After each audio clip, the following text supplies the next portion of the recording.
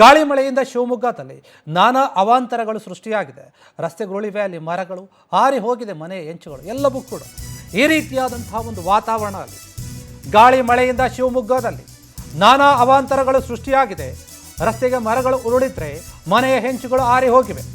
ಭದ್ರಾವತಿ ತಾಲೂಕಿನ ರಸ್ತೆಗೆ ಉರುಳಿದೆ ಅಲ್ಲಿನ ಅಡಿಕೆ ಮರಗಳು.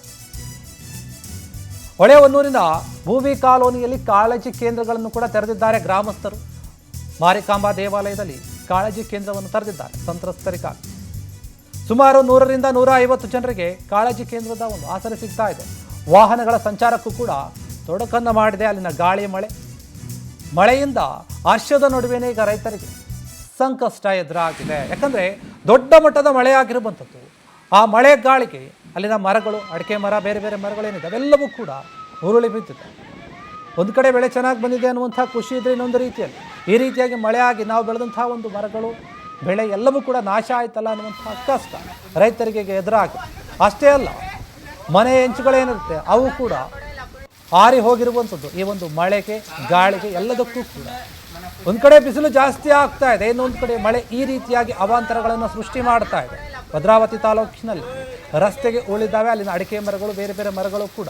ಹೊಳೆಹೊನ್ನೂರಿನ ಭೂಮಿ ಒಂದು ಕಾಲೋನಿ ಏನಿದೆ ಆ ಕಾಲೋನಿಯಲ್ಲಿ ಕಾಳಜಿ ಕೇಂದ್ರಗಳನ್ನು ತೆರೆದಿದ್ದಾರೆ ಗ್ರಾಮಸ್ಥರು. ಯಾಕಂದರೆ ಯಾರು ಈ ಒಂದು ಮಳೆ ಅವಾಂತರಕ್ಕೆ ಸಿಲುಕಿಕೊಂಡು ಕಷ್ಟವನ್ನು ಅನುಭವಿಸ್ತಾ ಇದ್ದಾರೋ, ಯಾರು ಸೂರನ್ನು ಕಳೆದುಕೊಂಡಿದ್ದಾರೋ, ಯಾರು ಮನೆ ಮೇಲಿನ ಹೆಂಚುಗಳು ಹಾರಿ ಹೋಗಿದ್ದೋ ಅವರೆಲ್ಲರಿಗೂ ಕೂಡ ಕಾಳಜಿ ಕೇಂದ್ರದಲ್ಲಿ ಆರೈಕೆಯನ್ನು ಮಾಡಲಾಗ್ತಾ ಇದೆ, ಸಹಾಯವನ್ನು ಮಾಡ್ತಾ ಇದ್ದಾರೆ. ಸುಮಾರು 100ರಿಂದ 150 ಜನರಿಗೆ ಈ ಕಾಳಜಿ ಕೇಂದ್ರದಲ್ಲಿ ವ್ಯವಸ್ಥೆಯನ್ನು ಮಾಡಲಾಗಿದೆ. ಇನ್ನು ವಾಹನ ಸಂಚಾರ ಏನಿದೆ ಅದು ಕೂಡ ಓಡಾಡೋಕ್ಕಾಗ್ತಾ ಇಲ್ಲ.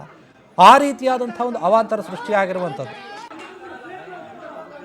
ಸ್ಥಳದಲ್ಲಿ ಬಂದು ಅಧಿಕಾರಿಗಳು ಅವರ ಪರಿಹಾರವನ್ನು ಬಗೆಹರಿಸಬೇಕು.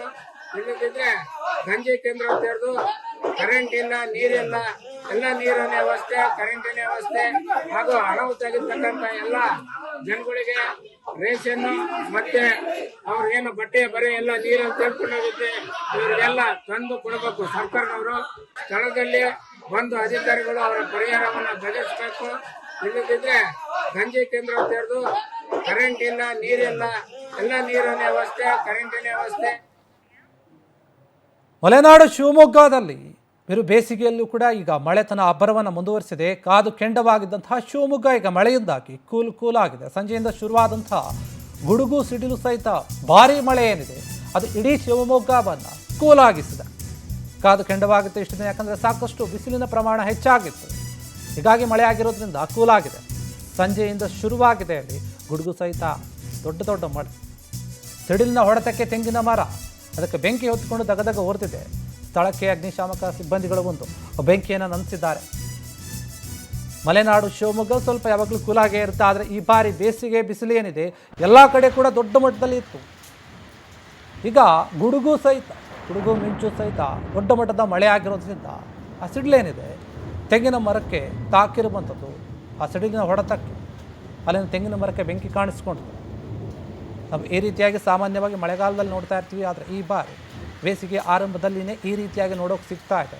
ಮಳೆ ಕೂಡ ತುಂಬ ದೊಡ್ಡ ಮಟ್ಟದಲ್ಲಿ, ಗಾಳಿ ಕೂಡ ಅದೇ ರೀತಿಯಲ್ಲಿ ಕಾಣಿಸ್ಕೊಂಡಿದೆ. ಈಗ ಗುಡುಗು ಸಿಡಿಲು ಮಿಂಚು ಎಲ್ಲವೂ ಕೂಡ ಒಂದೇ ಸಾಲಿ ಬಂದಿರೋದ್ರಿಂದ ಅಲ್ಲಿನ ಜನಜೀವನ ಕೂಡ ಅಸ್ತವ್ಯಸ್ತವಾಗಿದೆ. ಸಾಕಷ್ಟು ವಿದ್ಯುತ್ ಕಂಬಗಳು, ಮರಗಳು ಎಲ್ಲವೂ ಕೂಡ ಧರೆಗಳು ಉರುಳಿರುವಂಥದ್ದು. ಏನು ಬೆಂಕಿ ಕೂಡ ತೆಂಗಿನ ಮರಕ್ಕೆ ಅಂಟ್ಕೊಂಡಿದೆ.